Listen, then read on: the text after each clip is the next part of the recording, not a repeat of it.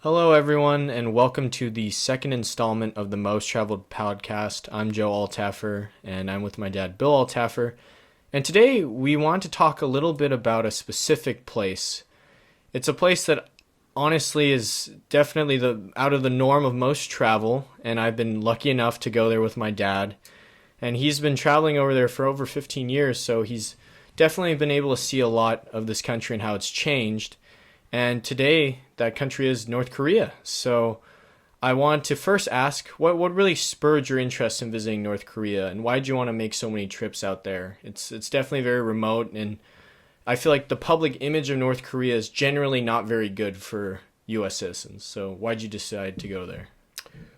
What drew me to North Korea was to honestly complete a valid trip to every country in the world, not just an airport stop or something like that. But Crossing the DMZ. I'll discuss that later. But the thing with North Korea goes back to years ago when I was in Corfu, and I'd look across and I'd see Albania, and that was a forbidden country. You got anywhere near there, you went to the coal mines. So things like Niihau off of Kauai, the eighth island of Hawaii, Forbidden Island, or China in 1979. I led the first group of tourists into China. And so being forbidden, I don't take no for an answer. I want to get into these countries and see what's there, whether it's Socotra, the island off Yemen. So that's what drew me to North Korea, was it's forbidden, and people think you can't even go there. Yeah, so definitely interesting place, and I don't know about you, but it's out of all the places I've been able to go to, it's probably the number one place that people are shocked to hear. So, tell me about maybe your first trip to North Korea, and what'd you see? What kind of shocked you the most? Well, it was like going to a different planet. So I describe it as going to Mars with people on it. Okay. In other words, you can't. The term exotic, for me, that word means stuff for different people. Mm-hmm. Like Bali is exotic, I suppose. Hawaii, somewhat. Yeah, but truly exotic is North Korea, because it's totally unexpectedly different. And if you go there and you follow their rules, you will leave on time and everything will be fine. And we'll discuss not leaving, at a Later time, maybe. yeah. And so, like I say, it's like going to Mars. But first, I'll say that I went to Korea, its sister. South Korea. Yeah, and it's only 70 miles, 50, 60 miles from the border, Seoul, to North Korea. And so in the past, if you wanted to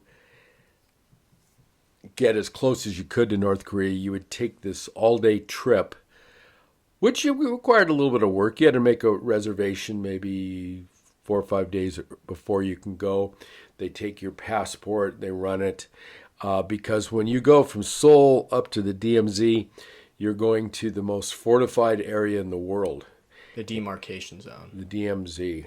And that's where the presidents go up, and there's an officers club, and they look over into North Korea. And they have binoculars set up so you can see the city, town that they fabricated there that people don't live in. It houses the world's largest flag. Wow.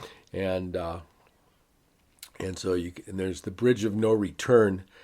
I have a book somewhere at home. It belonged to my father. It was about the turncoats. And the turncoats were the guys in the 50s who, American soldiers, crossed the Bridge of No Return because they wanted to go be communists in the North. Mm-hmm. And I still have that book. It was pretty frightening. And there's been incidences there where they had a tree, and the army went out to cut down the tree, and the soldiers from the North came and killed a bunch of our soldiers with axes. And Well, even recently, like with the I think it was a couple of years ago. Oh, when the guy was trying to escape Yeah, from the the guy north. was trying to escape. Soldiers trying to escape. And it's the most heavily land-minded place in the world. It is. So. They have a golf course there, a military golf course, Mm-hmm. which they consider to be the most dangerous golf course in the world. So when could you cross the DMZ? Was this before 2005? But you can't cross the DMZ. No, I'm just saying, like, with that day tour, when did they start doing that? Was that before 2005? Oh, yeah, it was. It's probably, I would say, somewhere in the 1990s. Okay. But I only asked and it's- because, travel wasn't open before 2005. I just was curious. well, the phonies went then, and I was one of them because that's all I could do. Mm-hmm. And it wasn't, you're not even sure you're going to make it because the bus takes off and the soldiers tell you, wear a long sleeve shirt and, don't wave at the North Koreans or do anything with your hands or anything like that, and keep your face straight and do exactly what they say, or they won't let you go on the bus to the DMZ. And then they reported like there was going to be a meeting or something. We were held up, and it looked like I wasn't going to get to go. But I that one time, first time I did the trip, and. But let's go back to the first time I went to Korea, which was back early with my family in the late 50s, early 60s. And, it's right after the Korean War. So I got to see the damage and stuff done to Seoul, and they didn't have much of an infrastructure. Then later, in the early 70s, I led a tour there for Travel World to Asia, which included Seoul. And something that really impressed me about the North Koreans, this Korean people as a culture, how smart they are and how hardworking. So I'm in the Chosun Hotel. And this is in South Korea? Seoul? South Korea and Seoul. Okay. And say 73 or Okay. 74. And we're going to leave the hotel and go out to a restaurant with Korean entertainment and stuff. So I'm in the bathroom, and we had these really nice 5-star hotel, and I swing this big towel around it, and I break my glasses, one of the lenses, and Just smashed. and it was glass then, not like plastic that we have now. Okay. And I remember that there was an optical shop in the mall that attaches to the Chosun Hotel. So I ran over there before the bus left and gave this optician my glasses with the broken lens, and then I forgot about it, did my thing, came back to the hotel to get my key, and in the slot was my brand new pair of glasses, perfect prescription, red, by the optician next door, and a little bill, trusting me to pay him after he did the work. So amazing that could happen. And it also happened on a Saturday night. Which, can you imagine that? You're in New York and you break your glasses. There's no way. You want to get them fixed? I don't You're gonna think wait so. a week. And they're going to do it without you putting any money down or their credit card and stuff Glasses like that. stolen, different glasses. Right. So up till maybe 2005 was the first time tourists from America could go to North Korea, and I was on a trip, partially leading it, but partially just being a passenger with Universal Travel Systems in Santa Monica. And we, after the trip, there were people on the plane from the LA Times and other newspapers across the country. They weren't with us, but they're on the same plane doing the North Korea trip. And then a couple months later, they put a picture of us in the article of a, bizarre trip because we were Americans going to North Korea. And So was 2005 the first year that Americans yes, could go to North Korea? as tourists. Okay. And so that's something that I did. And there were just 5 of us, and it was a great experience. And we went the maximum number of days for an American, which is 11. And it was well worth it.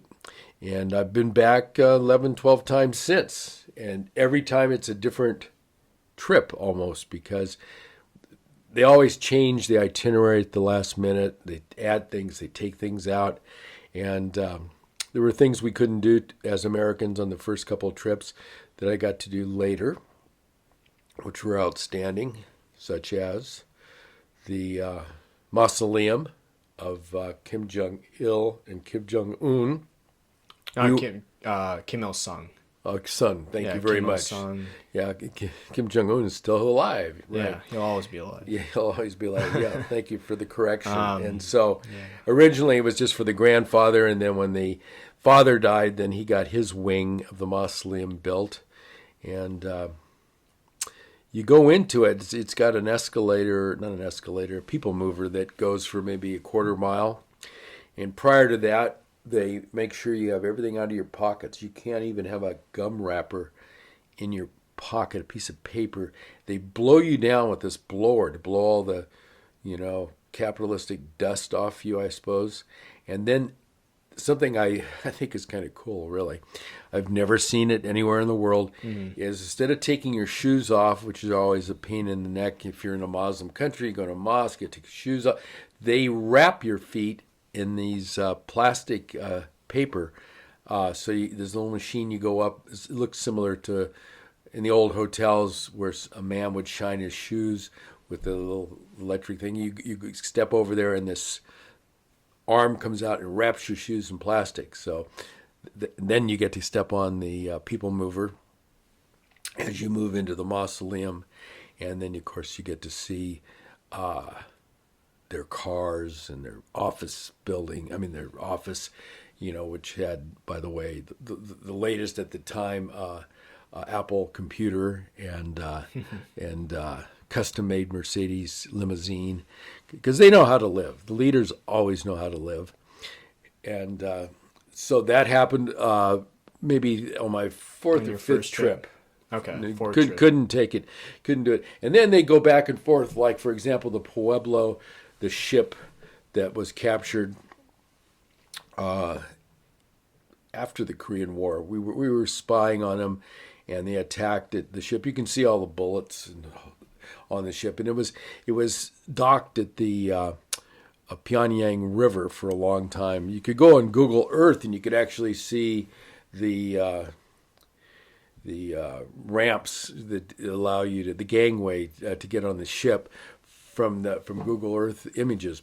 But now they've moved it over to their new military museum, which, beyond a doubt, is the finest museum and a war museum in the world. Mm-hmm. The detail, the marble, the brass, the glass, the presentations are unbelievable. They have these rotundas where they have the various battles of the Korean War.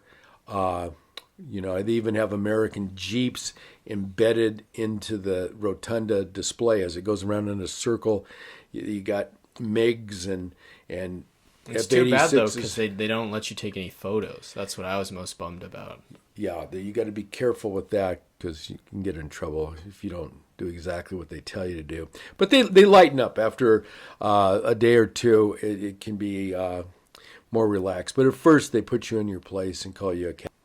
So to kind of backtrack a little bit, what are the initial things you tell a tour group that you're leading before they're visiting North Korea? Like, how do you get them ready so that they don't necessarily break some rules that might put even you in danger? What kind of things do you say to them or prepare them for? Well, all the English-speaking tour companies, and there's one from England that American student was on a couple of years ago, and that was only a 2-day trip out of Hong Kong. The Virginia student? Yes. And I know he got the letter that said how to dress, what not to say, etc. But with my groups, so that they get the idea up front, I said there was a group before me who, when they were going to leave and they're going through the immigration, they said to the immigration person, "How come the only fat person in your country is your leader?" Oh. And that cost 3 days of interrogation. The whole group had to stay there? Well, I don't know if this is true. I heard about it, so I use it as a tool for them to think, oh, okay. I'm not going to mess around here. Yeah, because there are people that are veterans in my groups who, when they say that we started the war with North Korea, they just can't handle it. that you can't argue with the guides. You Yeah. suck it up. It's just like being at Ohio State or something like that, and you're from SC, and Or you got your Michigan hat on. And you're at Notre Dame, and you're just you want to tell them off, but you're just just not in the right place. Wrong time. Right. Yeah, don't do that. But at home, if somebody wants to go to North Korea, now they can't go. Mm-hmm. It may open up again, but it's been closed for 2 or 3 years. What's really as an American citizen. As an American, yeah. What's unfortunate that the highlight of going to North Korea are the mass games, and they're performed in a stadium almost twice the size of the LA Coliseum, and they have a wall of card stunts of maybe 30, 40,000 students doing 50 different stunts with the cards, scenes of Korea, propaganda scenes, and it's also called the Arion. And know what it is? It's this musical dancing with a socialist overtone of reuniting North and South Korea. Is it like a yearly commemoration? It's done during a year. They'll have a season for it. Because the weather there in the winter would be too tough. It would be a like spring summer show, and they'd probably perform 3 or 4 days a week for about 6 weeks, and then that's it. So I've been 3 or 4 times, and I believe now they've even made it the show bigger. But anyone who's with me, it sees that it's a mind blower. But I heard they haven't had it in a while. They haven't had it in a while, but then they did have it a little bit when we couldn't go here in the last couple of years. I'm just saying, when we were in 2015, I remember when we were asking them. They would have had it, but they were redoing the stadium. They're also very secretive. So. And, they charge a lot of money for it. So they make a lot of money, and it, of course, has to be paid in U.S. dollars, which gives them foreign currency, which they like. And so if people want to check it out, I think I saw it on YouTube. Yeah, so if you go to YouTube, you get the idea. Some people filmed it. Definitely in the gift store of the hotel, and I've stayed in 2 different 4 or 5-star hotels in Pyongyang. They'll sell a CD of the mass games, and they'll also sell a CD of those military parades that you see with all the tanks. But don't buy it. Okay. It won't work.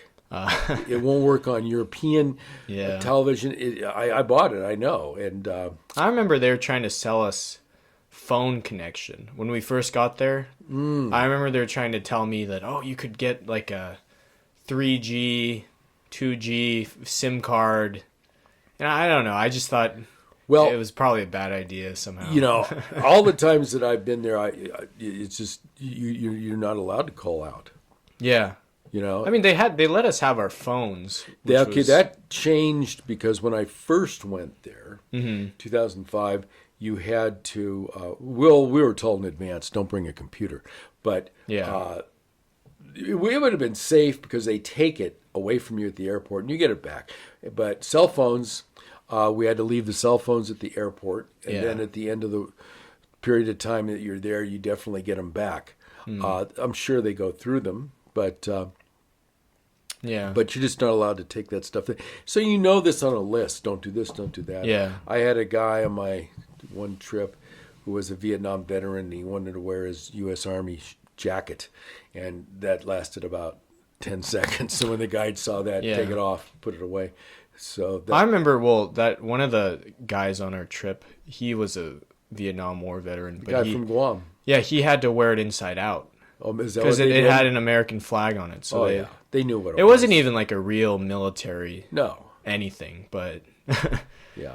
But don't I know for a fact they knew all about his background before we all got in there. But if you remember something that I did, I was open with the guides because on our trip. So we went to North Korea, or I went to North Korea with my sister and my dad back in 2015. So it was near around the cutoff of when you could still go as an American citizen. Is that the last time I went? 2015. So I went with the Goodmans and my other friend And David. And David. After or before? Before that. Oh, before that. Okay, got I it. think probably around early 2010s. Yeah, So. that was a real short trip. We only went with we were only there 3 days, which isn't enough, but it was better than nothing. But yeah, it's been that long. So tell them, because you were on my trip, we're in this big giant hall because we were in the older hotel in the downtown. Which is the first hotel I went to in 12. In Pyongyang. What your breakfast was like? Oh, yeah. Well, I would say it was pretty interesting coming in to North Korea because I think I was a freshman in high school, so I was just like any other kid. I think the movie The Interview was coming out around then as a big joke, and I remember they weren't very happy about that.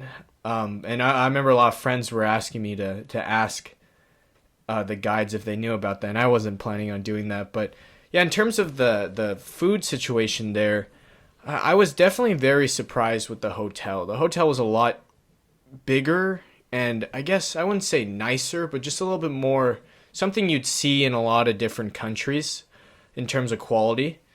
And so it was a bit older, but new. They were making sure that a lot of tourists were probably staying at this hotel in Pyongyang.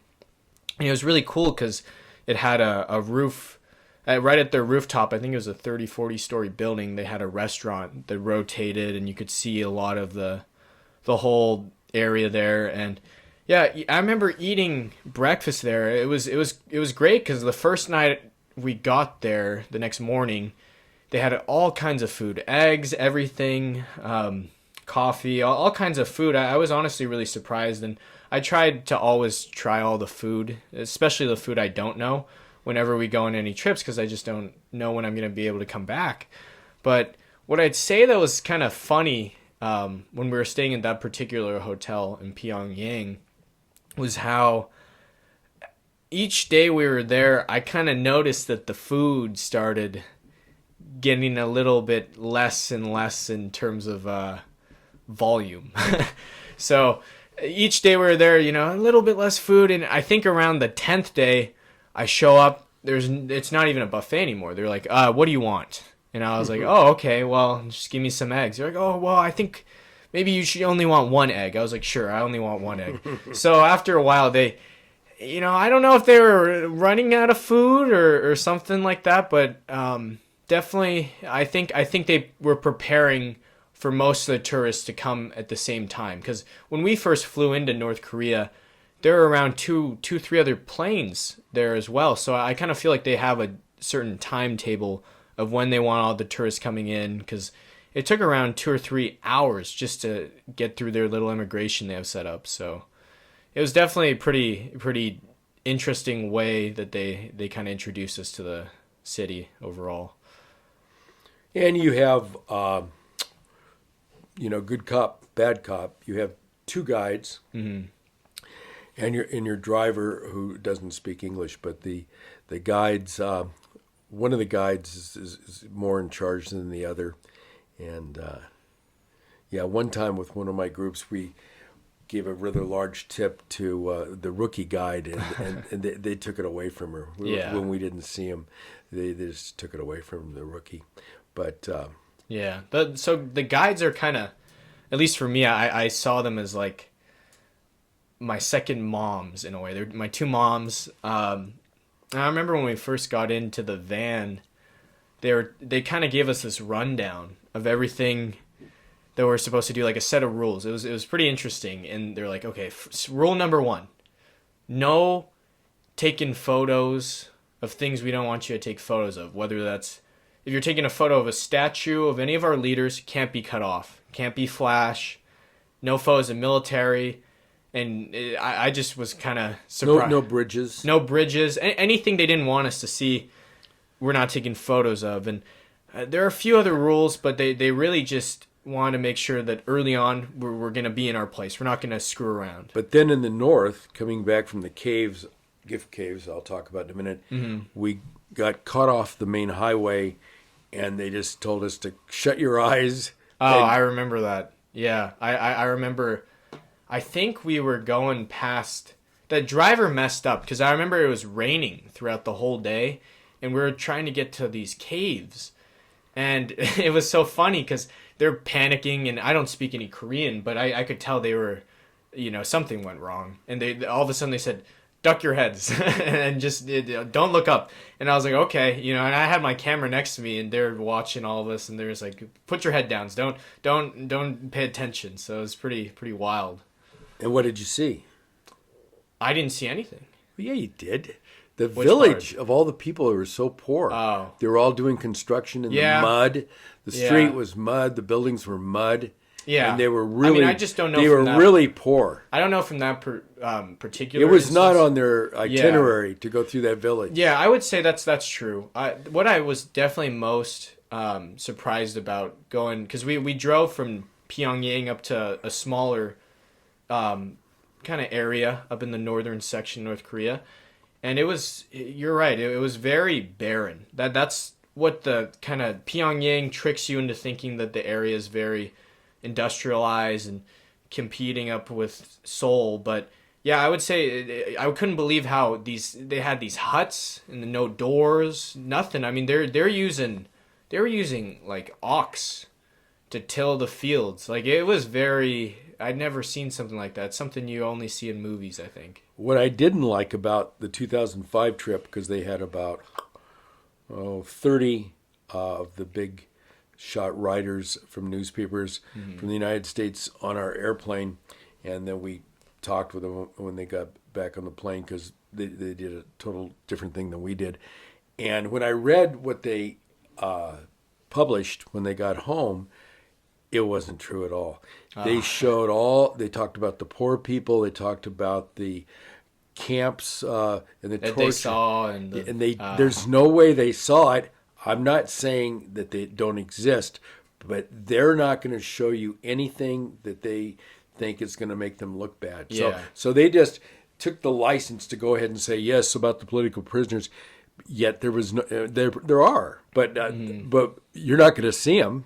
yeah. It doesn't exist. So I'd say for me, a photo I still wish I took or not wish I took, but I wish I had was, I remember when we were driving down one of the roads in Pyongyang, and all of a sudden we just turned right off the street, and I didn't understand why.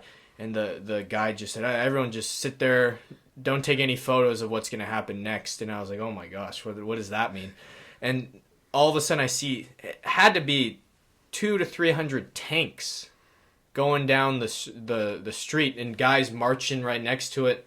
And man, it was something I really couldn't imagine that. I mean, it was, I wish I somehow just got my camera, snapped a few photos, but like you said, there's a good cop and a bad cop when it comes to guides, and the bad cop was definitely staring at me. So wasn't going to risk any of that. well, we were in this restaurant In our trip. on our trip, Okay. and the guide from another group Oh, recognized me, so I was like a local. It was so funny. Yeah, this guy came up to my dad and he was saying, "Oh, I remember you from a long time ago." And I was like, I can't believe my dad knows people in North Korea. These people know him. But I think it was in that restaurant that your sister Lena was showing the guide her cell phone, and I think that was on the bus. That was on the was bus. on the bus. Yeah. Describe what. Okay, before you do that, everybody in North Korea wears a pin, and the pin has one of the two deceased leaders, Kim Jong Il and Kim Il Sung. One of them, or both of them. You could have a double whammy, but they all have these pins, and you're not allowed to. They're not for sale. But everybody wears one. And you get one when you're a little kid. All the kids wear one. So after my first trip in 2005, Monty Anderson, he sent me a bunch of them because he got them on eBay. And so I put it on my jacket when I was, sometimes when I'm giving lectures, tell them what happened to that. So like my dad was saying, these little pins, they're kind of like their most prized possession. I mean, you don't go out without having it right on the left side of your shirt. It's one of their. It's a really big deal. It's like not wearing pants in the U.S. You can't go outside like that. So I think the guides really liked seeing my sister and my phone. So they let us bring our cell phones, our iPhones with us, and they were just so curious to see kind of the outside world and what's going on. And I remember as she was going through all the photos, I was pretty confident. I'm like, I have nothing that's kind of sketchy. But one of them, she stopped at this one particular photo, and I wasn't even really thinking about what was going on. And all of a sudden she goes, "What's that?" And I'm like, oh, I didn't know what she meant. It was just a family photo of me, my dad, my mom, my sister, at my sister's 18th birthday party. You know, just a photo of us all together. And she goes, "What's that?" And she points at this really small, I mean, you know, everyone knows how big an iPhone is. It's not that big. And she points at this really small speck. And she's like, "How did he get this?" And I'm like, oh my God, this is not good. And I remember my dad liked to wear his North Korean pin of Kim Jong-il, I think, sometimes with his suits. And I was like, oh, that's it, you know? And so then she goes over to you, and I thought, and she thinks like, oh, like, how did you get this? And you have this kind of a smart ass answer. You just say, "Oh, eBay," like they know what eBay is. But it seemed good enough for them, so that's kind of what ended up happening there. But yeah. Well, on your trip, and then the first trip we made, and not the other trips very often, we got to the north to the gift caves, and so you drive past Pyongyang, past the mausoleum, and maybe 3-4 hours later, you're in the beautiful green forest area. And they're about a mile apart, but the grandfather and the father's gifts are in these caves, and the doors are they're ornamental, but they're like major nuclear blast doors. They're 25 feet high, and they open these iron doors. You go in, get your feet wrapped, and there must be, well, they show us maybe 15 rooms, and they must have 100 rooms. And in these rooms, I think they said that if you spent 10 seconds looking at every single gift in that cave, in both caves, it would take 40 years to see everything that's in there. like you might see some leader from the Congo gave the leader a lion skin golf bag. Mm-hmm. And then you would see Jimmy Carter's gift, and Madeleine Albright's gift, and a lot of stuff Ted Turner's we never knew about. Gift. Yeah. People that in our country, our politicians, their gifts that they've given the leaders that you would never hear about if you didn't travel. Kim Jong-un's stuff. I remember the coolest thing I saw of Kim Jong-un's was Dennis Rodman's dress. That he, like the wedding dress, it was there. There was a signed basketball, his jersey number 45 from the Bulls, and a signed wedding dress right there. I was like, right. I couldn't believe it. He something that we'd always see on TV. I guess he gave to Kim Jong-un as a gift, and they put it there. And if there would be rooms where depicted at the end of the room, up on this podium, there was one of the leaders, and Disney could not have done a better facsimile of the leader.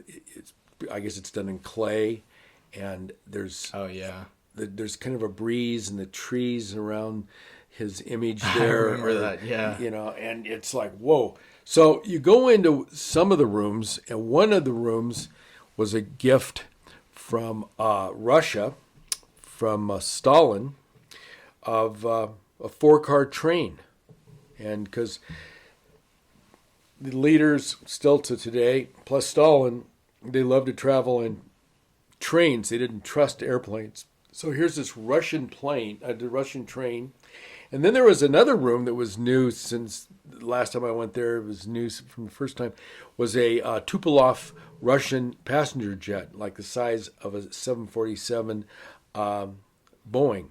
And just in one room, here's this, and you could go up and walk in it, and ladders going down. And I actually remember that. Yeah. Students were there doing that. It went on, and then we departed and went to another cave with the other leaders. I do want to debunk one thing that I've heard a lot on the news that a lot of people, remember that thing that they would say that a lot of the younger generation are through 2, 3, 4 inches short. I was thinking that Yeah, because I earlier. remember when That's not true. I don't believe that. They Yeah, look the same They look size. the same because when we were looking at the plane there at the gift caves, I remember seeing a lot of like the students around my age at the time. I honestly think that was more of a fictitious thing that the media But tried to. they're right. You don't see any fat people. No, yeah, you're right. Everyone's in moderate And to I know, skinny I know weight. you like to dance, so we're out in these yeah. open areas, and then they grab you. Yeah. They're doing this ballroom dancing thing. Okay, yeah. So they another part of that trip, I think it was second or third day when we were there in Pyongyang. They have this thing called the mass dance, and it was honestly quite a spectacle. We didn't get to go see the Ariane, so this was kind of my experience with how well North Korea can make these really big events and have them be perfectly choreographed. And for one of the days, they were having this mass dance, and I hadn't even been to my school's prom yet, so I'd never been to any dances before. But this guy, just because I was a bit younger, my sister and I were younger, she kind of felt like she was our mom, so she kind of bossed me around and told me whatever to do. And they're having this big dance, and I'm like, oh yeah, that's great. I'm trying to get as many photos, and all of a sudden she takes my camera away and she says, go. And I'm like, what do you mean go? And she says, get in. So she grabs my arm and she just rips away two of the dancers, and there had to be around at least 1,000 people dancing. All dressed up. Yeah, in their traditional wear. It was really beautiful. Then the men each had their partner, with the woman wearing a beautiful kind of traditional Korean dress, and meanwhile I'm just wearing shorts and a t-shirt, and she throws me in, and I didn't even know what was going on. But the girl I was dancing with, she was very nice, and they're trying to get me in, and man, I was sweating. It was I always joke about it. It was my first dance was in North Korea, and I was terrible, and it made me understand that I'll never have a career in dance. So Also, it's the first time you ever got lost, I believe. yeah, that's true. So another story we had this goes back to when we went to the gift caves. I don't know the exact name. Do you remember the exact name of that area near the gift caves? I don't. I wouldn't be able to pronounce it correctly if I did remember Well, yeah, so we spent 2 days away from Pyongyang in that area, mainly to see those gift caves, but I think at the end of that day, they wanted us to go to a local park there, or like a reserve, a nature reserve. And like we were talking about earlier, North Korea definitely is very untouched in a way. As much as it's pretty barren, it's also untouched. So they had a lot of pretty cool nature, and it's a bit mountainous too. So you could see a lot of the forestry and things like that. And one of the trails she wanted us to go on, only my sister and I wanted to do, because everyone else on the trip was pretty old, so they didn't really want to get out. So my sister and I were like, yeah, we're dying to do some kind of exercise. So my guide, she was wearing probably high heels the whole trip, so there's no way she was gonna do this, but she did for like, I'd say a half mile. She's like, okay, go up this trail, going up this mountain. There's a big waterfall at the top. It's a nice view. Take you like 20 minutes up, 20 minutes down. So I'm like, okay, sure. I just go with my sister and I, and we start going up this thing. We see a bunch of kids, and after, I want to say 10 minutes of going up, we're thinking like, okay, we're seeing less people, but she said it's a really nice view at the top, so we keep going. But after a while, we see, the path starts to end. We're getting a bit lost, and I saw this one bridge, and I'll tell you, the bridge had only one plank in the middle. So I literally jumped over. I felt like I was Indiana Jones or something going over. I'm like, I want to get to the top of this mountain in North Korea. I want to say I got to the top of the mountain in North Korea. That was my goal. And we got all the way to the top there, and I didn't have a watch or anything, so I had no idea how long that took. And we finally found our way up to this kind of area. It's like a viewing area that looks right down the waterfall, and you can see this huge valley, and it was so beautiful. But North Korea, I'd say it's a bit humid and kind of hot, so it's pretty sweaty and pretty tired. So I'd had to have been at least a few hours that we were possibly gone by then. But at that point, we wanted to rush back so we could see everyone and before it gets dark. But yeah, we got totally lost, completely lost. And why don't you talk about your thought process while we were gone? What were you thinking? Well, I knew they'd find you because there's a big military base not too far away there, and I knew they'd send out the troops. There are in that area Mountain. no Oh, tigers. there's right? tigers. Yeah. There's tigers in that area because this North Korean butts up against a little bit of sliver of Russia and China and the Yalu River and things like that. But in these mountains, there are known to be tigers. So, Yeah. and But yeah, we were gone for ending up 6 hours, and after a while, I don't know. I thought I was gonna see something weird that they didn't want me to see. Like I really thought I was gonna. I was looking at some rocks. I got my jacket. I was just gonna be like, okay, Lena, let's just go to sleep here. We'll wait until the morning. But my biggest fear was just seeing something weird. I'd seen the movie, The Interview, and they had all that kind of stuff. Obviously, it wasn't real, but I had a 15-year-old's perspective on things, and ending up, we got back, and our guide was so mad. I never seen someone so mad before. I thought she gripped me by the ear or something, but they were so mad because I felt like she was probably gonna have to tell someone that happened. So file a report. File some type of report. But yeah, we got back before it was sunset, so it wasn't too scary. But I did get lost in a North Korean forest for 6 hours. When we went to the south, another rotunda down there was the Battle of Quezon. We saw that, but I don't think you saw the one. They only have one UNESCO site in North I think Korea. we did actually. The little bridge? Yeah, I oh, think you we did did. see the Yeah, little bridge. yeah. It's a little tiny bridge. I mean, I remember it was marked there. Yeah, like it had that's a their little UNESCO site. Okay. It's in the set by Quezon. And then they have some tombs of early graves of kings, etc. But you got to remember, North Korea is a blend of China and Japan. So the food, if there is any, it can be really good, kind of a blend. And but if you remember, once we left North Korea, it was a little bit different in Seoul with your Wi-Fi. It was Yeah. better than it is in the States, right? It Yeah. was boom. So if you don't know too much about traveling in North Korea, you really can only get in through certain countries. So we flew in through Beijing at the time, and it was interesting because that was during the MERS outbreak in South Korea. So if we had visited South Korea somehow before on the trip, we couldn't have gone for 2 months. They were kind of doing a quarantine at the time if you'd been there. So we flew in from Beijing to Pyongyang, and then after the trip was over, back to Beijing, and then down to Seoul. So we got to spend 3 days down there, and it was honestly, I hope that I can live in Seoul one day because it's just so amazing. It's crazy to see how technologically advanced South Korea is, and how they're pretty far beyond the U.S. I'd say at this point, and then having been in North Korea 24 hours previous, it was definitely crazy to see all the Samsung TVs.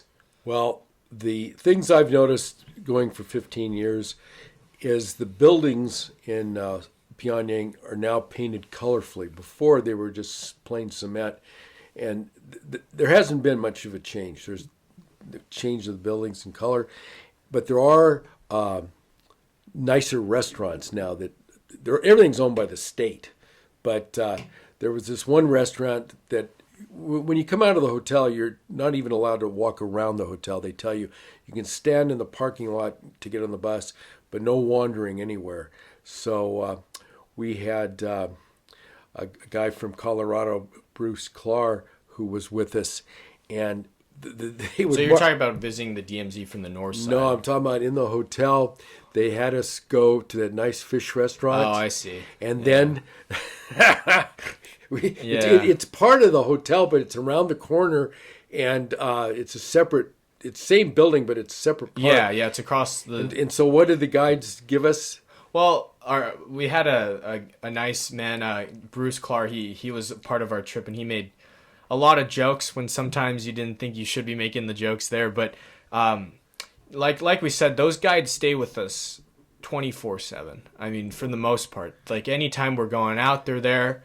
They see us off until we get into our hotel room, but there was around a kind of a grace period between which was the walk back from that restaurant to our hotel. We could do that by ourselves. And we could do that by ourselves. So Bruce would always call that our freedom time. He would say, freedom time. Freedom walk. Freedom walk. Yeah, Yeah, we got to do our freedom walk. We get our freedom walk where no one kind of came with us. We were unattended back to the hotel. But I remember you were talking about that one story about those guys that tried to blend in. Remember that story where those guys tried to blend in with the citizens, and Well, these two during guys, their freedom walk, they walked away. they were the different group, and they had gotten a hold of somehow the Maoist type suits that the leaders I don't know wear. how they brought that in. And they were from American. They'd have put them in jail for that. I don't know, but they But didn't they try to get a taxi cab and then somehow get down the road? something like that, and they rounded them up real quick because you're just not allowed to do that. But it was a great trip. I'd love to go back again. I want you to see the mass games. And also, just a small tidbit, we were talking a little bit about the mausoleum earlier. So I wasn't allowed to go to that because apparently there is an age qualification minimum of being, you have to be 18 years old. And that's for, I guess, every citizen within North Korea. So I was really bummed. My dad just waited with me in the bus, but I didn't get to see the mausoleum. But I'd say, from my perspective, it was almost like a holy site. Like, it was like a pilgrimage in a way. Like, Mecca. yeah, everyone that was there, they're wearing their best suits, their best clothing, and they, no joking around, no talking, and it was a holy site. And I think a lot of people don't actually know this. So the religion in North Korea is called Juche, and they have a tower called the Juche Tower right in the middle of Pyongyang that you can go up and look throughout the city. And it's basically, a religion based around their leaders, the Kim family, right? Do you have anything you want to add to that? Yeah,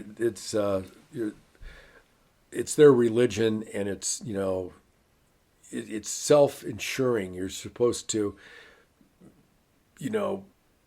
carry a book with you at all times, which I've learned to do. Like, it cuts down my time when I go to doctor appointments. I'm telling you, go carry a book and your dental appointments will go quicker. But he said that, the leader, to carry a book with you at all times in your hand so that you read it. So the Juche is, you're supposed to make yourself strong, and thus the country becomes strong. Mm-hmm. But I'll give them a break on one thing, and that is about people will say, look at Google Earth at night and you'll see North Korea is totally black, and therefore, Yeah, I didn't believe that either. And what it is there's no capitalism. Mm-hmm. So there's no lights. Now, if you think about it, just go out of your town tonight, look around. If it's not something that sells something, chances are it's also dark. It's not going to be lit. Yeah. And so it's not, and I'm sure they don't have enough energy and all that stuff, but when you look out of your hotel, and we were up on 20th, 30th floor of our hotel. It was all kinds of... You could see people in there eating and stuff, but everything's dark. And you cannot distinguish, as you go down the street, where a restaurant is, where I've never been in a clothing store, because there's no signs. Mm-hmm. Because they're not advertising anything. Well, we also don't read Korean, so... But there wasn't any signs. Mm-hmm. Yeah. It's all dark. But I would say, that whole point they try to make on the news of it having no lights. I mean, I can't speak outside of Pyongyang because I would say it is pretty barren. Like we talked about, like there's not much outside of Pyongyang. It's definitely their kind of crown jewel, I guess. But, like you were saying on the bus, because you weren't allowed to go in the mausoleum, I've been in it before, I said I'm not going. They couldn't believe that I wasn't Yeah. going. But we had the good cop, if you remember. Yeah, the good guide. So she has me in the back, and she, the bad cop's with the others, and she says to me, "What do you think?" And I said, "I don't think anyone's trying to sneak into this country." And that's all I said. Today, maybe I wouldn't, say that, but that was my answer. It's better to play it safe when you're in North Korea. But I'd love to go back. I have a good time every time I go. It's like I say, it's going to Mars. You gotta like riding on a Russian plane. They do have the number one worst airline in the world. Karor Airlines, and I've seen them. I've seen them in Vietnam, and I've seen them in Pakistan. The Karor Airline, they're around the world. But what happened was, I always get stuck when I leave Korea transferring in Beijing to the flight home. So what I use is China Air out of North Korea. So our guides know that I'm taking China Air, and it's raining like mad, and the planes are delayed, and they stayed with us, which normally they don't in any part of the world. They stayed in the terminal, and she looks and she goes, "Why didn't you take our airline to Beijing? We have." It's storming like mad. Yeah. She goes, "We have the bravest pilots." Mm-hmm. And I said, "Well, I'm not really looking for brave pilots."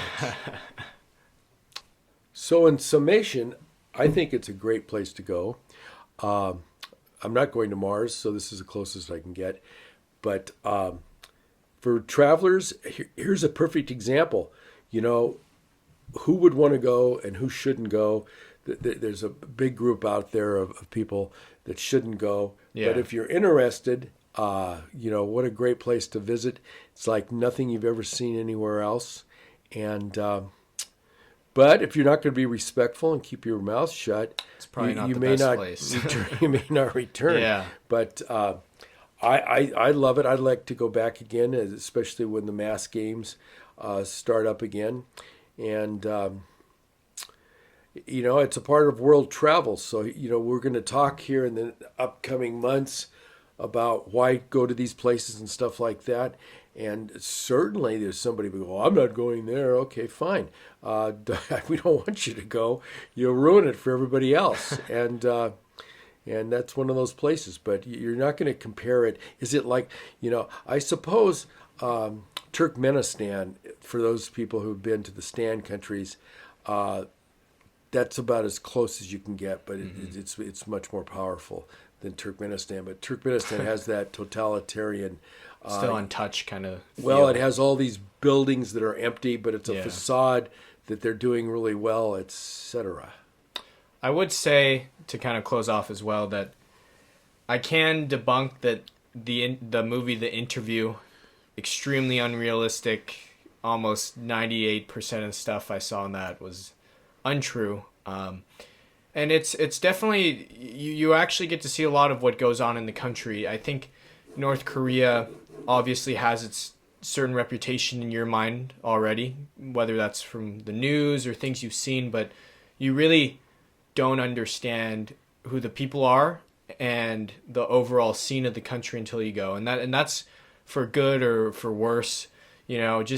I was definitely very surprised to see how much of the place there is just people doing their own thing. I mean, whether I'm naive enough to know that that was their assigned role or anything beyond that, I'm not sure. But just seeing people fishing on the side of the river or going to the park to play basketball, I saw that. So I can confirm that there are people living there and they're trying to, have their lives. So the only way to really know for yourself is to go see it. I do hope in the near future that I can go back again and just kind of add to my experiences in North Korea. But so that kind of sums it up. So we're going to keep having our weekly episodes released every Sunday. From now on, it will be both on YouTube and on Spotify. So whichever platform you think's best to check it out on, please keep listening and add any questions, any kind of comments you have for the podcast. Maybe there's certain things you want to know, places you want to hear my dad talk about, and we're happy to take them. So take care.